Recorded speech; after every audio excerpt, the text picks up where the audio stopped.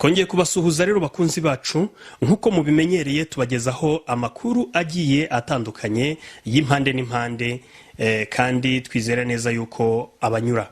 Nkuko mubizi ko tubagezaho amakuru agiye atandukanye, turi hano mu murenge wa Mukarange, akagari na Karugenda bari, umudugudu no wa Rutare.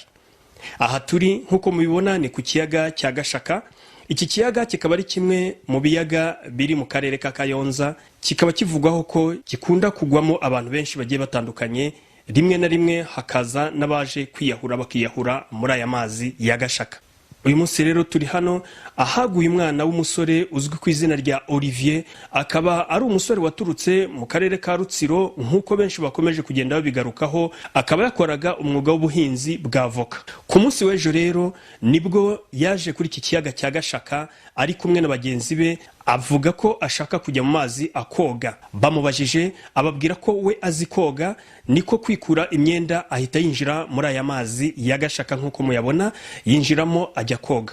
Muri ako kanya gatoya nibwo bagenzi be bahise bamuburira irengero, batangira guhamagara abantu bahuruza ngo barebe ko bamukura muri aya mazi. Ariko abaturage baje kuhagera bashakishije uyu Olivier muri aya mazi baramubura, biba ngombwa yuko bifashisha bamwe mu bakora kuri iki kiyaga bakora umwuga w'uburobyi. Uyu munsi rero mu gitondo nibwo bagerageje gushakisha, noneho bakoresheje ubundi buryo bw'imitego bakoresha, bamukuramo rero yamaze kwitaba Imana. Uriya muntu nta makuru menshi navuga ngo mufiteho, kuko twari turi aho dukorera turi gutunganya ibintu bigendanye n'uburobyi, bidutunganya imitego. Tiye kuba tubona haje umwe mu bari kumwe, araza tubwira ngo nitubatabare. Twahise tuza twiruka, tuje batwereka hari ahantu nyine mwabonye twamukuye, batubwira bati naha ngaha twari turi kogera, none umwe arabuze. Tuhita dukoresha ibishoboka dushokamo, turashakisha turamubura, tumenyesha inzego zo hejuru zibishinzwe, nabo barahagera baratubwira bati nta kundi ni muharare, mu gitondo twongere dukoreshe ubushoboka turebe ko yazamuka. Mu gitondo bumaze gucya nibwo twashakishije tuzenguruka uruzi hose turamubura, duhita dushakisha indi tekinike dukoresha y'imo imitego turobesha, turagota aho hantu twakekaga, turayikumba tubona tumumukuyemo.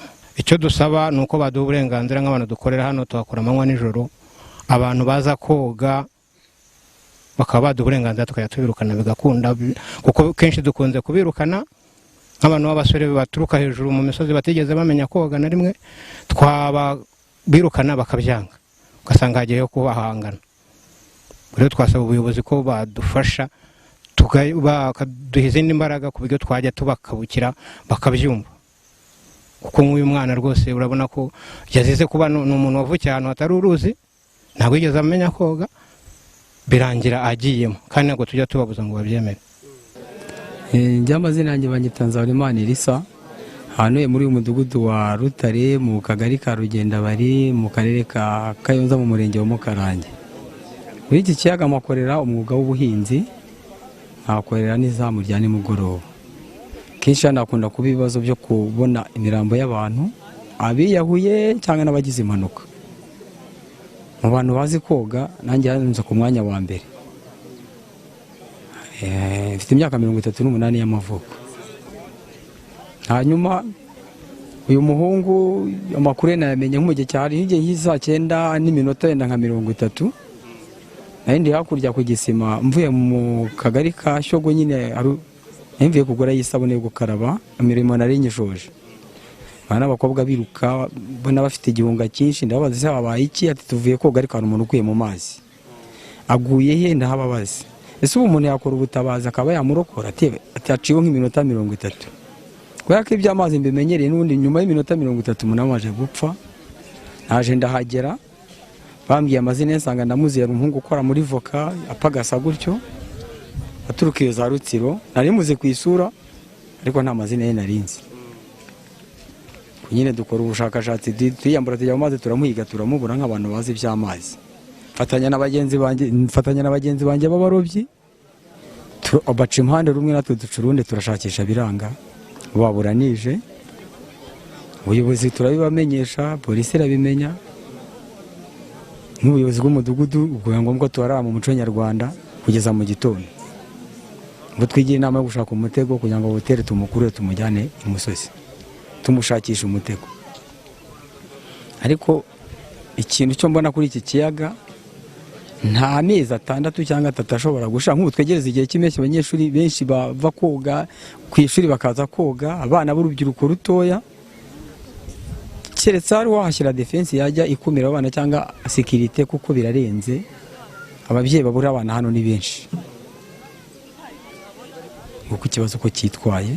Muri iki kiyaga kiri mu maboko ya komisiyo de mobilisation ku rwego rw'akarere, noneho bakaba barakibahaye ngo bagikoreremo nabo barangije bagikodesha undi rwiyemezamirimo ku giti cye.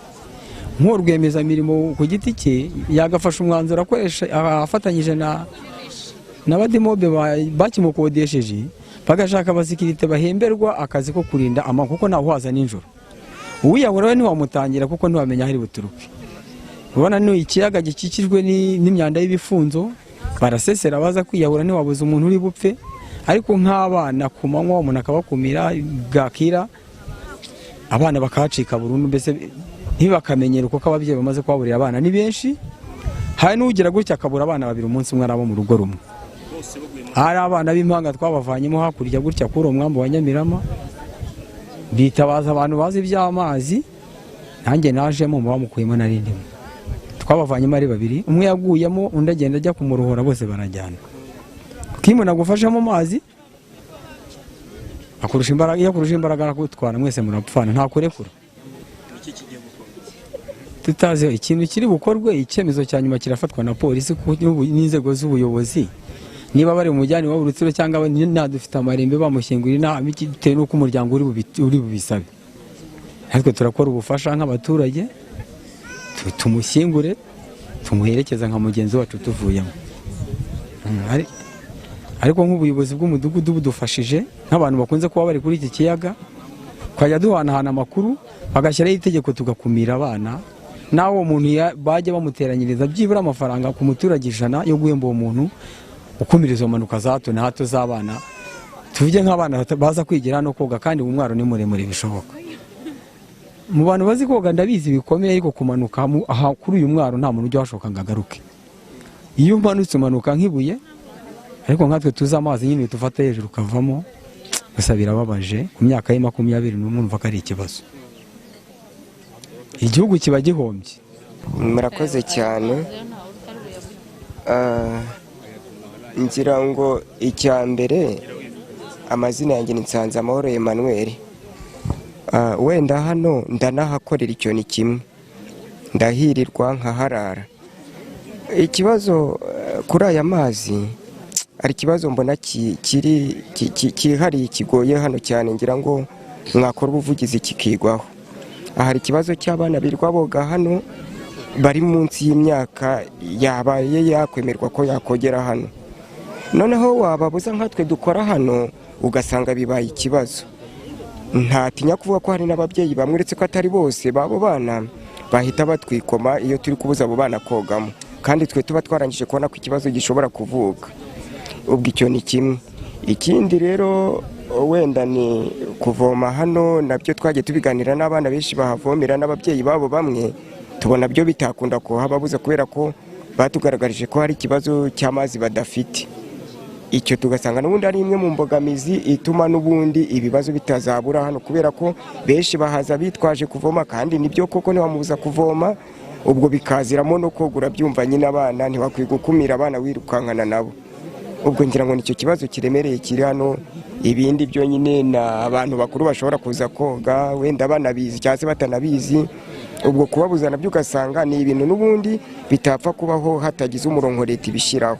Tukaba twifuza ko byibura nkanjye uko mbibona nkora hano nk'umurenge, ubuyobozi bw'umurenge ndetse n'ubw'akagari birumvikana, bagize uburyo baringaniza umutekano w'abana wa hano kuri iki kiyaga, twe tugahabwa uburenganzira bwo kubuza abana bato koga muno. Ngira ngo byasa naho bigabanya wenda ibibazo by'impanuka bigenda bibaho. Murakoze cyane. Ngira ngo uyu nge ntabwo nari muzi, kuko nanjye ejo bampamagaye nka saa 9:40 bambwira ko ikibazo kibaye. Nagerageje kuza kuko sinarindi hano, aho nahagereye banaganiriye nabo bari kumwe bananyereka amafoto ye mbona ntabwo muzi, ariko nyine ibyo ari byo byose numvaga ari umuntu hano hafi kuko bambwiye ko akorera hano hafi na benshi baramuzi uretse njye utari umuzi. Gusa icyo nabashije kumenya ni uko ari umuntu utari uzi koga, ari byo natangiriyeho mvuga, ariko ubwo n'ubundi ibyo nari mvuze n'ubundi iyo umubuza koga n'ubundi cyari kuba ikibazo. Ari nayo mpamvu twifuza ko habaho uburyo bwo kureba kure bagatanga umurongo ku kintu kijyanye no koga muri aya mazi, kuko amakuru ari hano amateka yaharazwi abantu bashiriyemo mu buryo butandukanye. Hari abiyahura yego birumvikana, abo ni ikibazo na utashobora no gukumira, ariko hari abagwamo mu buryo bw'impanuka umuntu ashobora kuba yarinda. Nk'uko abantu benshi bagenda babivuga, hari abana bagwamo ugasanga ni impanuka ibaye kandi ugasanga yakaba yakumirwa, ariko ikibazo cy'ababyeyi bafite imyumvire yo kumva ko abana babo bari kubuzwa koga ni ikibazo nacyo. Nitwa Mukakamari Claudine, iwacu ni hano Karambo ya kabiri. Jewe kuva mpimukiye hashize imyaka 2, ndavuga ku byo nzi gatoya kuva mpageze naturutse Kayonza. Hanyuma rero ngewe kuva ngeze n'ahangaha nasanze ururuzi kurwinjiramo ari kurwitondera, abantu barahagera bamwe bakagwamo bagapfa, abana bato barahagera bakahashirira. Jewe nkubwije uko ururuzi ntabwo rworoshye, ikintu gikomeye cyane mwadufasha ni ukudushakira abantu bahagararira bishoboka umuntu wese yarugeraho akarutinya, kuko ururuzi barwinjiramo bagira ngo ruroroshye. Nkanjye urugero rwa hafi, ibi bintu bibaye bisa nk'ibirengera n'abana banjye, simbyishimiye pe. Uyu mwana ndamuzi, muzi atari uko twaturanye iwabo, ahubwo duturanye naho. Ni umwana wakoreshaga umuntu akamwishyura neza, aho yabaga nawe yakoreshaga abandi bantu, yakoreraga abandi natwe tukamukorera. Ni umwana utagenda ushakaho ikintu ngo ukibure, ubufasha bwose yabuduhaga. Ni umuturanyi mwiza, ni ukuri kw'Imana. Ngewe nkibyumva none hako banamukuyemo ibyo nakoraga nshyize hasi nza niruka nduhutse ngeze hano nibura ngo murebe no mu maso nuko sanze bamushyize mu ntuza. Ni umwana twari tubanye neza 100%, ngewe ntacyo namushinza. Hanyuma uyu mwana icyo nzi twamwitaga ku kazina kitwa Olivier, niko twamwitaga twebwe, ariko yabanaga natwe neza. Ubyumve ngo yabanaga natwe neza. Ikintu rero kigaragaje ko ari impunyenge zikomeye, nawe yaje yoga n'abandi, yoga nk'abana nk'abandi. Mu by'ukuri nawe ntiyarazi ko ibintu biri bumugereho, kuva byamugezeho byaduteye impagarara. Ejo bundi ahangaha abana banjye barifashe, harimo umutoya wa 11, abona abandi bamanuka ngo baje naho, arambwira turabizi ati ati ngiye muri gashaka koga. Reba umwana w'imyaka 11, ndavuga ndakubita kubera ko yarakurikiye abakuru, ndakubita ngira gute ngize Imana arabireka. Ubu rero nimugoroba byabaye ntahari, umwana niwe wagize ubwoba n'ubu no kuhagera ntarahagera. Yavuze ati uruzi narutinye, ngicyo mbisabira ku giti cyanjye, mutubabare mudushakira uburinzi bw'aha hantu, kuko rumaze kutumaraho abana, rumaze kutumaraho imiryango, mbese ruratwangirije bikomeye. Kuri iyi nshuro mutubabare mutuvuganire, haboneka abantu bazajya bahagarara aha ku buryo umuntu uzaturuka harangwaje kabona niyo yabari mukuru. Turasaba ko nayo bamubuza kuyajyamo akajya gukarabira iwabo. Aha hantu haragoye, uramanukira ahantu nka hafi ibintu bikagutwara ntago wamenya ngo ni ibiki. Ikintu nisabira jewe, ndasaba ngo muduhe ubufasha burinda y'amazi, ku buryo umuntu wese ushaka kuza kuyinjiramo uko yiboneye bumuhagarike, hafatwe umwanzuro w'uwo muntu wanze guhagarara ngo atuze, n'ababyeyi babigiramo uruhare bafatwe bahanwe, ariko ururuzi turukumireho abantu dushingiye ku bushobozi mwaduhaye. Twebwe nta bushobozi dufite, twasabaga ngo muduhe ubushobozi bw'imbaraga buhore burinze hano, hatagira ibintu byongera abantu bongera gupfira hano hantu kuko abantu badushizeho. Mazina yanjye nitwa Gilbert Bahati ya Munga Ijurikane. Ego nkaba ndi umurobyi w'aya mazi. Ku munsi w'ejo rero twari twagiye muri weekend yo mu rugo, tumenya amakuru ko haguyemo umuntu ahangaha. Baraduhamagaye. Ubwo rero biza kuba ko tuza kuharara, turashakisha mu buryo bufatika bworohereje, turamubura, dushyiraho ubundi buhanga bw'abarobyi nyine. Amazina yiwe ntago nari nyazi, kuko ngewe ndi umurobyi wahanzoza akazi nkitahira. Na hano Nyamirama ku muhanda. Yego ubwo yamaze kugwamo nyine umwuka ushiramo arapfa, turamushaka turamubura, tuza gukoresha ubundi bwenge turamubona. tumuvanamo tumushyirane gasozi. kugira ngo aboneke mwakoresheje hari igikoresho dukoresha mbese cy'ibanze iyo habaye nk'ikibazo nk'icyo nyine twagitumyeho turakizana turamuroba. Ni umutego. Yego. ubu rero nk'umuntu ukorera kuri aya mazi Yego. ni iki ugiye kutubwira? Hari abatubwira yuko aya mazi akunda guteza ibibazo, akunda kugwamo n'abantu benshi bagiye batandukanye. Yego. umuntu uyahoraho, wowe n'iki ugiye gutubwira? Oya nta nubwo ari uwa mbere uguyemo, ni benshi bashiriyemo ahangaha. Hari n'insoresore ziza kwidumbamo hano ugasanga yaragiye. Ikintu cyabaho cyiza wenda no kugenda umuntu abigisha akabwira n'ababyeyi babo bagakumira abana babo, byaba ari nk'ibi ngibi batanabishoboye twebwe bakaduha uburenganzira bwo kubakubita. Ibyo ni ibintu twakwishoborera tukabakubita, bya bintu byo kubakubita ababyeyi bakaza kwiyama nago bakabyivanamo. Twabasha gukumira amazi yacu, niba baje no kuvoma akavoma akazamuka, ariko hano hari umuzamu uhoraho ufite izo nshingano zo kubakubita. Numva ari byo bintu byafasha ubwirinzi bw'aya mazi. Ikintu nasaba ngewe nabo baturuka mu midugudu baza kuvoma ahangaha, babashakira uburyo babaha imigezi amazi yo kunywa nyine. N'aba banyeshuri bambukanya bagiye ku ishuri nabo bakabashakira uburyo bajya kwiga hafi, atari hafi y'aya mazi, kuko bava ku ishuri nabwo bakaza bakoga. Baba bavuye no kuza kwenda amazi, umubyeyi amwohereje agasiga akadomora hakaza kidumba ugasanga asigayemo hano. Hari n'uwo twakuyemo hirya hari ejo bundi hagiye gupfa. Rero numva rero ubwo ngubwo ari bwo buvugizi twasaba bwo kubashakira imigezi hafi cyangwa se n'ibigo hafi aho ngaho, bakareka kwambukanya bajya kwiga hakurya no hakuno. Iyi miryango y'iwabo twayimenye, twabahamagaye baje. Hari n'abo bazanye nyine baza agace yaturutsemo bakoranaga. Imiryango ntabwo igoranye kuko ubu barimo baranaza. Amazina yanjye ni Ukwishaka Pacifique. Ubundi nge ubusanzwe nuruka Nyagatare. Hano ngaha naje mu buryo bwo gushaka imibereho, naje mu kazi muri make.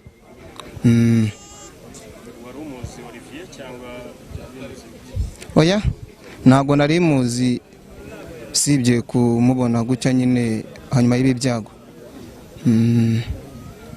Urabona aya mazi nyine nyuma yo kubona ibyabaye si ibi bya mbere pe. Nkanjye ndahakorera, ariko kuko abo tugenda dutabarana benshi bari bagiye kugwamo muri ubwo buryo. Cyambere cyurabona hari nk'abana baba baje nko kuvoma, umwana nimbaje n'akabuni akabanza agaparika akabuni akabanza koga, noneho nkanjye ukura kwa no ruzimba mubwiye ati vamo voma utahe, hajya ahita yikubita akazamuka n'amazi acyuye, kabwira umubyeyi we ngo bambuje kuvoma muri Gashaka. Ugasanga umubyeyi we nawe aje guteza impagarati, muri kumburiza umwana kuvoma amazi ngazamure, ngati ntabwo twamubujije kuvoma, twamubujije koga, kuko ngo umwana aracyari muto gose. Ahari hose yahagarama akarengego. Ubwo rero ukamubwira ati umwana wawe yaje kuvoma, twabibonye ko yarafite n'akabuni, ahako ntabwo twamubujije kuvoma, twamubujije koga. Umubyeyi ati rero mujye mundekera umwana yoge, nimbaje kucyura amazi hayacyure. Akahita kubwira ati ubundi mwabonye abana bangaye baguyemo, takuha impamvu z'abantu bagwamo, ugasanga kuko ni abantu bakuru, ari abiyahuye, ari abaje koga bakagwamo. Kuko no mu bigaragara byo n'uyu musore waguyemo, mu byo nza kuba mari urebye ubujya ngana n'uburyo ngana, kuba namubwira ati reka koga byaba na ngombwa mwanagwana, sibyo? Nkuko nge mbibona. Nanone kiri kintu navuga wenda kimwe, nkamwe banyamakuru mwavuganira aba baturage, kuko muri make amazi yo ni ikibazo pe. Usanga umwana uri hejuru iriya iyi misozi mbese yose uhurira kwa kino kiyaga, bose baje kuvoma, ugasanga baje umwana ati se kuje kuvoma ahangaha, kakabono agashitsa mu rugo, ngo ndagashitse kuko nsanze mu rugo kuri robine ngo hari umurongo vanga ukagera nk'igiriya, kabona gucyura amazi ni ikibazo. Kandi nabwo yatinda umubyeyi wakamubwira ati kuki watinze, ugasanga biri guteza impungenge nyine pe. Uyu mubiri wa nyakwigendera wari waburiwe irengero mu gihe yarohamaga. Iyihe tekinike mwakoresheje kugira ngo bashe kumukura muri aya mazi? Urabona uyu nyakwigendera akimara kugwamo, mbese abo bari kumwe bahuruje mu buryo bwo kubana batari bazi koga, wenda bahuruza twebwe dukora ku kiyaga. Twamaze kugeramo yahise tubwira ati dore ni hariya acubiriye, ubwo twese twiyambura imyenda tujyamo bitewe n'uburyo amazi ari maremare cyane, hari aho ugera ukumva mu matwi ngo amazi atangiye gukubitamo ukuntu, hakongera dushakira mu mpande hose tugeramo, umuntu turaburirwa. Nubwo twese duhamagara manager wacu tumubwira ikibazo cyagize ute kibaye, nawe kubera ko we ntago yari ahari mu buryo bw'impamvu z'akazi, afite kuba yajya kuri banki cyangwa se akajya no kwiyogosha nk'uko yabivuze, tuhita tumubwira ati ikibazo kivutse ni iki n'iki, ucyo yahise akora agita tutubwira ati abo bari bari kumwe mubagumane ku buryo wenda baratanga amakuru y'ibyabaye bari kumwe. Nubwo yahise avugisha inzego z'ubuyobozi nazo zabashije kuba zahagera. Uburyo rero uri kuvuga ngo uburyo muri iki gitondo avuyemo, hari uburyo tubwiye turi kuri ubu bundi, hari uburyo tuba tubona nka hano ku nkengero z'amazi, urabona nk'igihe yagwiriyemo hari uburyo twabonye umuyaga uri guhuha gutya nk'abantu baharaye. Twari tuvuga ati wenda kadukoreshe uyu mutego, kuko umutego dukoresha twebwe twashizeho amabuye kujya aragera no hasi, rero tuza tweshiza hano ku mpande. N'abaturage bagejeje kudufasha dukoresha imirunga nyine imigozi, nibwo twaje guhigikira ku ruhande kubera ko bagwageza hasi ku butaka ubasha kumugeza hano ku nkengero ngo twese tumubone. Twebwe urabona tuza gukora kwa kino kiyaga, ubundi twabara ko ari nka hari amategeko agenga ikiyaga cyangwa se agenga ba nyir'ubwite b'ikiyaga, bagikodesha hari amasezerano bagomba kugirana, kandi urumva mu masezerano wagirana na leta ntabwo wajyana amasezerano yo kuvuga ati umwana ntazavome kwa kino kiyaga, ntabwo bishoboka. Ubwo rero ukumva twebwe icyo dushinzwe ku manywa ubundi tuba dukwiye guhangana n'umuntu uje kurobamo amafi, sibyo, kuko nibyo byatuzanye. Kuba iyi filime runo ruzi nibyo bituma mwembwa ngewe. Ubwo rero iyo tumufashe agashaka kutunaniza duhita duhamagara n'ubundi ubuyobozi, kubera ko bizi bwo tabumwigisha, natwe twabanje gushaka tukamubwira ati byarahagaritswe angana ngo bacyarubira. Ufite no kugerageza ugasanga nta muntu ahangaha urahura n'ikibazo kigendanye no kuroba, kuko twe turabigisha pe. Abaturage icyo twabasaba bagerageze gukumira abana babo, sibyo. Urabona nanone umuturage nimba yohereje umwana aje kuvoma, umwana uvuye mu mazi atanisize amavuta ari uburyo umubona, afite guhita amubwira ati iri agashaka wapi, abo yamize ni benshi, uri kujya mu gihe. Icyo twabasaba rero bagomeze bigisha abana babo, n'ubundi baca umugani mu kinyarwanda ko kwigisha ari uguhozaho, bagomeze bagerageze kandi abizi neza bizakunda pe. Nicyo cyo nakwisabira abaturage. Murakoze. Nitwa Nsenga Divine, umudugudu wa Karamba ya kabiri, akarere ka Kayonza, umurenge wa Mukarange. Uyu muhungu nawe yitwa Niyonkuru Olivier, yavuye iwabo i Rutsiro aje mu buryo bw'akazi, ageze hano rero aza koga hano kuri Gashaka, kuri uru ruzi rwa Gashaka. Ahageze rero ararohama. Yarohamye ryari? Yarohamye nka saa 10 ejo. Ubu mumubonye sangahe rero, bigenze bite kugira ngo mumubone? Nyine abantu bakora uburobyi muri uru ruzi nibo badufashije, bashyiramo ubutimba babamuzamuriyemo. Yakoraga muri kampani haruguru yavuga, nyine n'umukire yakoreraga. Mwabyakiriye mute rero? Byatugoye cyane kuko nyine ni umuhungu wakundaga gusabana n'abantu bose, ari umugira neza. Bari baje naha nyine ubundi kwiga koga, urumva bari bagiye hariya ku gisima nyine bagiye kubyiga. Bagezeyo basanga urufunzo rwarahaje, ikibunga nyine cya gitemberamo hano, basanze cyarahaje, bumva bari kuvugira hano nyine bazi koga.